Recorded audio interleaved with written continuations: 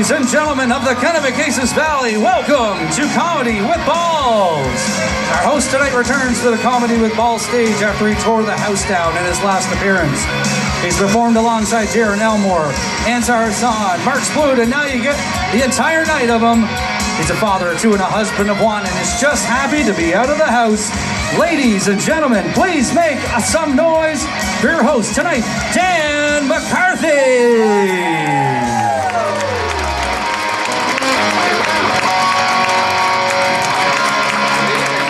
That is not on at all. You fucking liar. Better? No, it's no better. Hello? There we go. You can hear me now. Yeah. Fucking fantastic. All right, it's fucking great to be here. Welcome everybody to Comedy with Balls. Yes, that is exactly what it is. It's going to be a great night tonight. We've got a really good lineup of comics. And I'll be honest, I'm a little bit nervous because this is my first hosting gig. I've never done this part of it before. And everyone always mentions that, you know, if you're nervous when you're public speaking, you should always do the old trick, picture everyone in their underwear, you know. And I'm doing that, and it's working. There are a fuckload of guys in here wearing women's underwear. Like tons. And judging by what the ladies in here are wearing tonight, none of you dudes are getting laid. Not one of you. No, it is nice to be here. I would like to just lay down a couple of ground rules, but first I need a volunteer from the audience. Anybody volunteer? Come on, somebody. Anybody raise their fucking hand. One fucking person. Anybody. Holy fuck. There you go. You, sir. What's your name, sir? Colby. Colby. All right. Now, what I want you to do, Colby, is I want you to do an impression for me. All right. Now, I want you to pretend I'm telling a really, really good joke, okay? And I want you to think of something really funny to yell out during that joke, all right? But I want you to not yell it out. All right, so on 3. 1, 2, 3. Don't yell it out. Very good. Big hand for Colby. That is awesome. Very fucking good. I need another volunteer. Anybody. Come on. Come on. It was difficult enough to get fucking Colby. And he's not much of a fucking volunteer. Anybody. Oh, fuck. I had some... There you go. You, sir. What's your name, sir? Greg. Okay, Greg. Okay, what I want you to do is pretend that you have a phone in your pocket and it's vibrating and it's a really, really important call, all right? And I want you to not answer it. Okay, can you do that for me? Yep. All right, 1, 2, 3. There we go. Awesome. Everyone, big round of applause for Greg. Yeah. Yeah, Greg. Oh, it is nice to be here, though. Was anyone here last time I did this? Last month, the other Comedy with Balls show, the first one? Yeah, not a whole lot of folks. That's good. That's good. If you missed it, my clip was put on YouTube. It was uploaded to YouTube, and that's the first time I've ever had any internet presence. And I'm not gonna lie, it's going to my head just a little bit because I don't know if you guys know this, but only the most talented motherfuckers on earth make it to YouTube. You have to have some real chops to wind up on YouTube. And it's going to my head a little bit, and I'm now starting to wonder, where am I going with this whole comedy thing? Like, what level of fame is the perfect level that I'm trying to reach? Like, I don't want to be too famous. Like, I don't want paparazzi taking pictures of me going into a whorehouse or taking pictures of me coming out of that same whorehouse with a declined debit slip. I want just a perfect level of fame, and I think I know where that perfect level of fame lies, and I think that is for people to recognize me, but they don't know from where. Because then I get to decide where they know me from. Examples. Little old lady comes up and asks me, "Where do I know you from, dear?" "You probably know me from my 25-episode arc on The Young and the Restless." Hot little young thing asks me, "Where do I know you from?" "You recognize me as the fireman from the front of the calendar." Real macho guy comes out all fucking decked out in camo and shit. "Where do I know you from?" "I do tons of gay porn." Like loads of gay porn. I thought he'd be into it, you know, his fucking shirt said bone collector. Yeah, grown all you fucking like. I don't give a shit. But that's the perfect level of fame. But if I ever surpass that, I have a backup plan, another plateau of fame that I think would be great, and that is to get just famous enough to have your own charity, you know, but not like Lance Armstrong or Michael J. Fox, like fucking just treat their own fucking disease, the selfish pricks. No, I'm talking like I'd probably end up doing something for women's causes, you know, because I'm not a selfish guy, but all the good women's causes are taken. You know, there's already lots of charities that do breast cancer and ovarian cancer and things like that, but I'd like to solve the age-old problem, like, why does your jaw get sore 2 minutes into a blowjob? Why? Put a fucking team on that. We need to know. Or, periods. It's fucking ridiculous. This is 2015 and you're still having periods. Nothing's fucking changed. 10,000 years, same fucking periods. You need to jazz them up a little bit. This is 2015. You should be having exclamation points. That joke did better than I expected it to. All right, folks. Who's ready for our first comic? Awesome. Awesome. Okay, so we've got a brand new comic tonight. He's a comedy virgin. In fact, I've heard he's never even touched comedy's boobs. But he's, well, I can't say he's funny because I don't fucking know, but here he comes. Mr. Brad McLaughlin.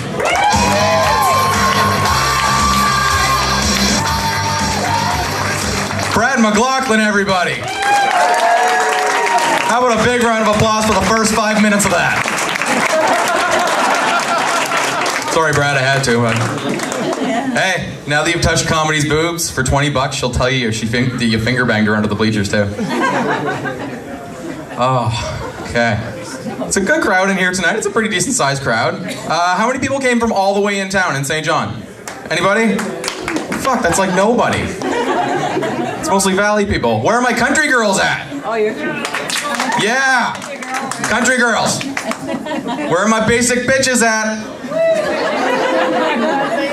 That doesn't get much of a reaction because their hands are still sore from clapping about being a country girl. Sorry. Country girls. I don't know what you're thinking. You're thinking, this guy on stage doesn't fucking know me. I'm a real country girl. I have the $130 Cabela's hoodie. I have the designer fucking rubber boots that cost more than my boyfriend's ATV. I want to go hunting and fishing and shit. I'm a real fucking country girl. Guess what, ladies? You being involved in our fucking activities is not fucking sexy. Not even a little bit. Like, no guy has ever cast a line into a nice tranquil stream, cracked that first beer, and thought, fuck, I wish someone was here to remind me about the status of my current haircut. No guy's ever been sitting in a deer blind, rifle at his side, just waiting for that buck to come back out of that clearing that he limped into like 10 minutes ago and thought, God damn, I wish my girl was here to take a selfie. And not just one selfie, but like 12 selfies, because the first 11, my smile wasn't authentic. Yeah, that shit doesn't fucking happen. No guy's ever gonna tell you that, by the way, because we like the way certain parts of you smell and taste, but we're not going to fucking tell you that, but I'll fucking tell you. Cut it out. It's not fucking fun. I never really noticed, like, how country this area was until like a couple years ago when that country trend really kicked in. Like, it's pretty hillbilly, St. John, considering it's the biggest city in the province. Like, we're a bilingual province, but most guys around here, the only French words they know are oui, non, and Chevrolet. That's about as far as it goes. But I have to say though, I will give New Brunswickers this. They're really good at coordinating their camo. Like, a mossy oak hat with like a bone collector hoodie would be a real faux pas. I would repeat that joke in both official languages because it's about New Brunswick, but I don't know the French word for faux pas. I'm proud of that one. That one's my baby. But is there really a need for the guys to wear fucking camo everywhere they go? Like, whenever I make fun of people in camo, people go, oh, you're fucking against hunting. No, I'm not against hunting. I'm not against water polo either, but if you're walking down aisle 6 in fucking Walmart with goggles and a swim cap, I'm gonna make fun just a little fucking bit. Plus, if you're trying to camouflage yourself at Walmart, you should be dressed like a poorly stocked shelf with a discarded Tim Hortons cup on it. That's how you really fucking blend in at Walmart. I think this whole trend of country thing that's happened the past couple of years has become country music's really popular again, right? But country music doesn't take place in the same world that the rest of us do. Like, we live in Canada. They talk about songs about hot days and the beer is always cold and other races just fucking don't exist. It's a magical world, country music. Every single acceptance speech at the Country Music Awards should begin with, "I would like to thank the following words for rhyming with beer." Yeah. That was supposed to be my big closer to that bit. Didn't turn out so well. But I'm gonna bring up our next comic anyway. So our next comic, he's a very funny man. I've seen him do comedy all over the place. I've seen him at the Pub Down Under. I've seen him at O'Leary's. I've seen him at the R Bar. He's a very funny dude. Please everybody give it up for Arif Hussain.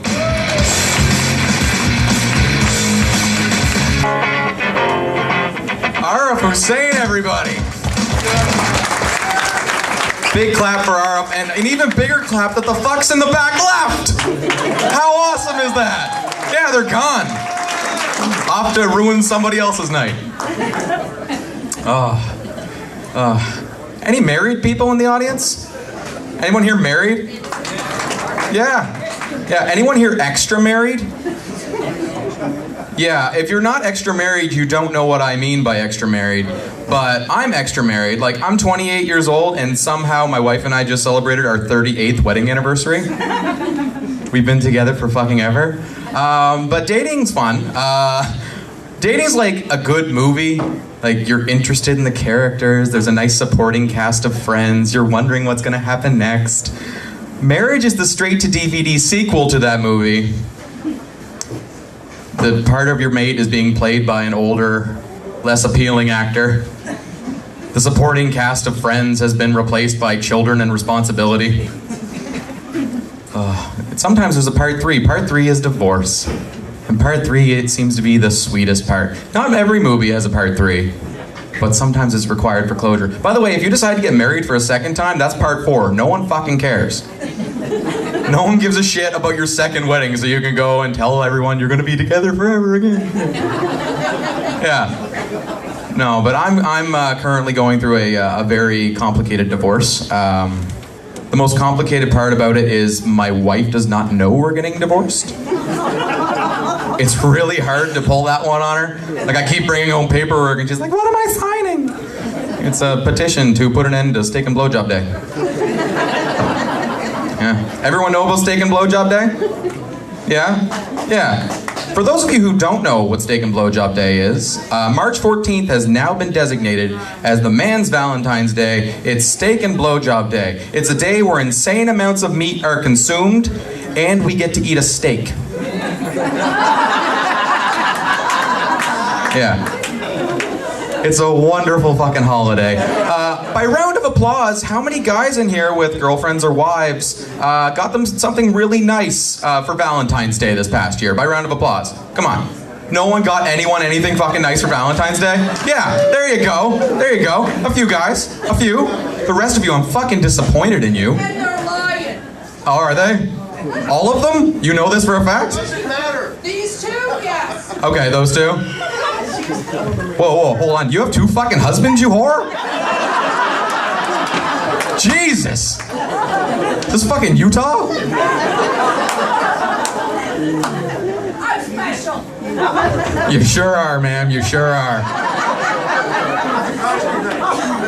Also by round of applause, how many ladies this year participated in Steak and Blowjob Day? Other than her, that's a really disappointing turnout. Because we make it fucking easy on you. We tell you what to get us. We pick a month where ball sweat is at a minimum. What more do you fucking want? And we also don't make you fucking compete either. Like, we don't come home like the day after like you fuckers do on Valentine's Day. Julie's boyfriend got her diamond earrings for Valentine's Day. Yeah, well guess what? On Steak and Blowjob Day, Julie owes her boyfriend a porterhouse and a tossed salad.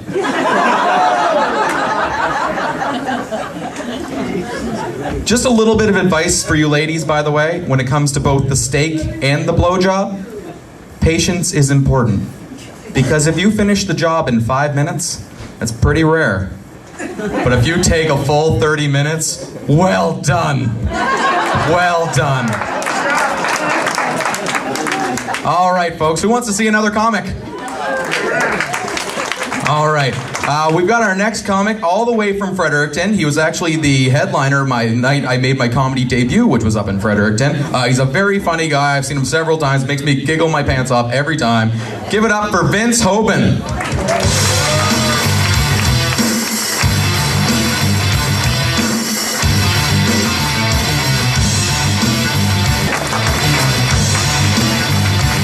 Vince Hoban. Wasn't that fucking awesome? Oh, I love that guy. All right, no jokes for this portion of it. Sorry, or you're welcome. We're gonna be taking a brief intermission. So go outside, have your smokes, go order a beer, do whatever it is you have to do, and we'll be back in a little bit. All right. Ladies and gentlemen, welcome back to the stage, Dan McCarthy.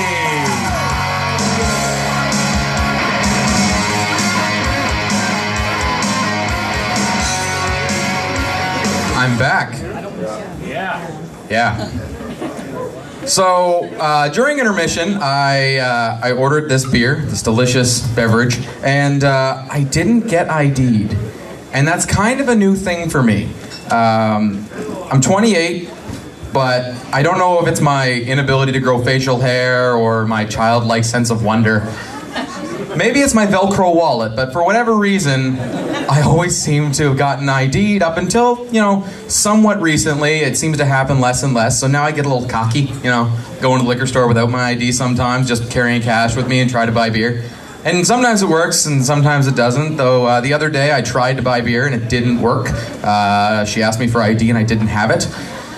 So I said, okay, come on, I'm 28, I got 2 kids, I pay for my own Netflix. Clearly, I'm old enough to be purchasing this beverage. Give me some beers. No, apparently that wasn't good enough. So I tell her, in a true desperation move, I just realized the other day when I was in the mirror and I smiled and my eyes do this liney shit now.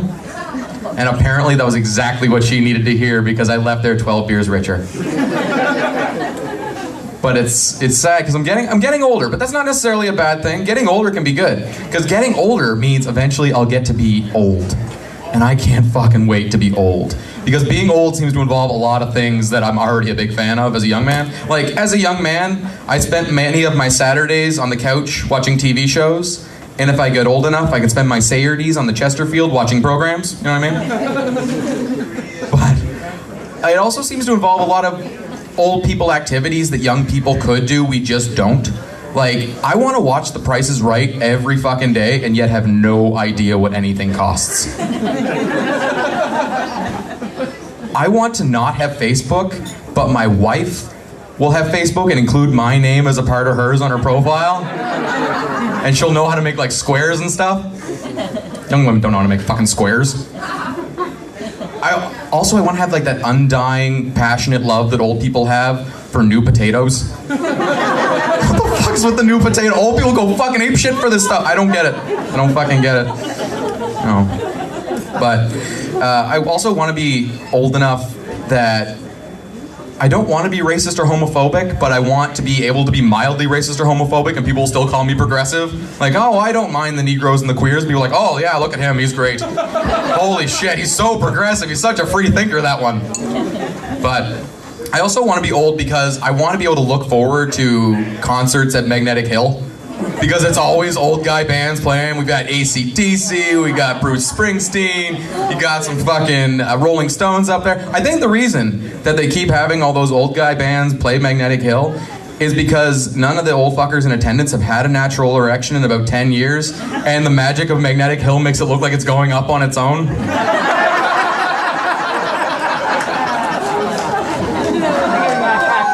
Old fucker gets so excited he yells across the field to his wife, "Hey, Debbie! It's happening again!" Hot Debbie, that's right. That's right. The very same Debbie. I worked that in because that was a planned joke for last time I did this, and I fucking forgot. So, no, I did mention old people being racist and homophobic, but how awesome is it now that homophobes have been like fucking knocked in the dirt because fucking gay marriage is legal in the States now? How great is that, right? But I feel like now that they have the right to get married, which by the way was supposed to destroy straight marriage, and fuck I was hoping it would, because I've got a straight marriage that could use a little destruction, but you know, fucking broken promises from the fucking conservatives again. Why get a divorce, honey? Let's just wait till the gays can get married. Save us all the fucking legal fees and shit. No, but now that they can get married, I think that they should be fighting for some new rights, and I think that the next right they should be fighting for is the right to a cooler flag. I'm not saying gay people shouldn't have a flag. I'm just saying there's nothing fucking gay about that flag whatsoever. There's no sequins, all the colors clash, there's not even a slut of glitter. It's just, you took a beautiful arching rainbow, my voice just cracked, and you made it straight. It's a fucking straight rainbow. And it's not even a complete fucking rainbow. They left out indigo. Indigo's not even on there, and I fucking support that. Because indigo doesn't fucking belong in the rainbow. I heard indigo only got her job in the rainbow because she blew blue. Just a dirty little rumor I heard. I heard it from Pink. She's just a catty shells bitch. But, and I know, sorry, it's not just the gay pride flag I keep bagging on. It's the LGBT pride flag, the lesbian, gay, bisexual, transgender pride flag. How did lesbians get top billing? Was this settled in an arm wrestling contest? Or do lesbians just rule the gay community with a really well lubricated iron fist? Bisexuals are represented under the flag, but it never goes any further than that. They never mention trisexuals. I'm a proud trisexual. I'm attracted to effort. You just have to try. It's as far as you gotta go. Put on fucking half some lingerie, fucking put one lipstick on one fucking lip. I don't give a shit. Just some effort.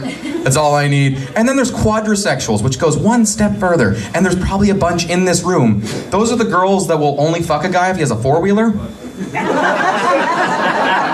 I'm talking to you, country girls. Yeah, plot that shit. Yeah, but I think that they shouldn't be getting rid of the flag, though. They shouldn't throw it away. I think that they should give it to the new group of oppressed people in our society, and that is the transracials. Because who could use a rainbow flag more than people who don't know what color they are? But everyone was talking about that Rachel Dolezal lady like 6 months ago, that she was supposedly the very first transracial person, the very first white person to think that they were black. Apparently no one who was saying that went to Simon's High circa 2003, right after 8 Mile had come out. And fuck, didn't Michael Jackson turn black like 30 or turn white like 30 years ago? It's a fucking shame. Which is, it is sad though for poor Michael, because it was a big waste of time and money, because it's probably black again by now. Grown all you fucking like. That's what happens when you fucking die. Doesn't matter how you fucking die. Doesn't matter if you were fucking Michael Jackson, little pixie in the fucking rainbows and shit. You fucking turn black. Anyways, it's time for our next comic, folks. Our next comic also comes all the way from Fredericton. He was gracious enough to be the first person to ever grant me stage time. So everyone, please give it up for the very funny Mr. Trevor Muxworthy.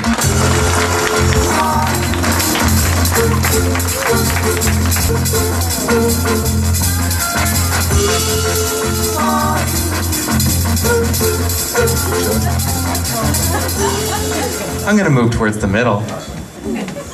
It's story time, everybody. It's Christmas. Christmas is a lot different than it used to be when I was a kid, because I've got kids now. So you always have to use that Santa Claus as the invisible man that watches them whenever they're being naughty or whatever. And if they're bad, they don't get toys, they get a lump of coal. Have you fucking seen the price of fossil fuels these days? Coal's fucking expensive. Who can afford fucking coal anymore? And really, if you really want to punish a bad kid, give them fucking outdated technology for Christmas. Like, well, Hayden, you and Caden set Braden's playpen on fire. Here's an iPhone 3GS. But it is Christmas time, everybody. and I have composed a very St. John version of The Night Before Christmas. And I read. 'Twas St. John at Christmas, and all through the city, the naughty list were at the strip club, for the strippers ain't pretty. The stockings were all on the dancers at Blush, where no touchings permitted due to big risk of thrush. The good children were nestled all snug in their beds, while the bad ones were smoking and stealing grandma's meds. And Mama wears her Lulus, and I wear my camo. She pretends she does yoga, I pretend that I'm Rambo. Then out on the lawn I heard such a big sound, Santa had gotten loaded and crashed his sleigh to the ground. As I gazed out the window, what sight should appear but Santa proudly announcing, "Didn't even spill my beer." In the moonlight I saw Santa didn't seem hurt, but had clearly been drinking and had puked on his shirt. His reindeer took off the street and they ran round the bend. Santa cried to them, "Please just stay out of the north end." He stumbled after Rudolph, but tripped over his feet. His red nose now lights up Waterloo Street. The rest were not seen again, but many locals still say that reindeer was on sale at On the Vine the next day. Santa fell down the chimney with our gifts at the ready, a body lift kit for my truck and a facelift for Debbie. As he left, he looked back with his face drunk and cheery and asked with his slurred words, "Which way to O'Leary's?" So we went for one drink, but wound up having 12, as he told us Mrs. Claus was sleeping with 3 of his elves. All the drinking was fun, but we lost track of time. "Oh no," Santa cried, "I had to be in Russia by 9. So I called Santa a cab, took him back to his sled, which used backup jet engines because the reindeer are dead. As he took off, he exclaimed, almost too drunk to function, "Next year will be cheaper because I'll fly out of Moncton." Thank you. Hopefully story time didn't put too many folks to sleep, because we've got a fucking doozy coming up. Our next and last performer is my very favorite, and I can honestly say this without lying, my very favorite comic in New Brunswick. I've seen him dozens of times. In fact, I've only actually done one show where he wasn't on that fucking show. And he overshadows me every fucking time. So everyone, please give it up for Mr. Mark Splood.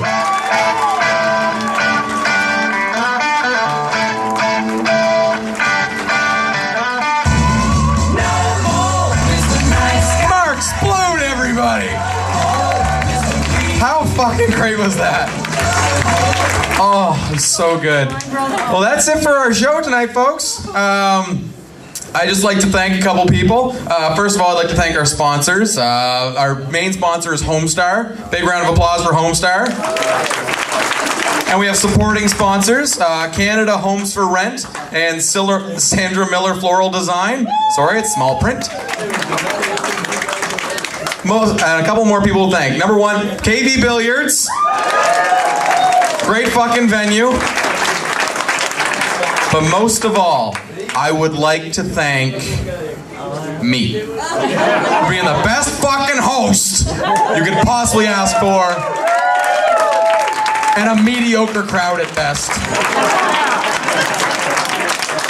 I'm not gonna ask you to fucking clap for yourselves.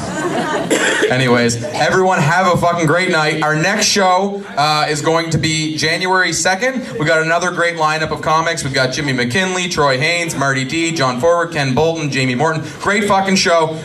January 2nd at 8 o'clock. Same place, fucking same bad time, same bad channel. All right, anybody else? Everybody else, give a big round of applause for all of our comedians.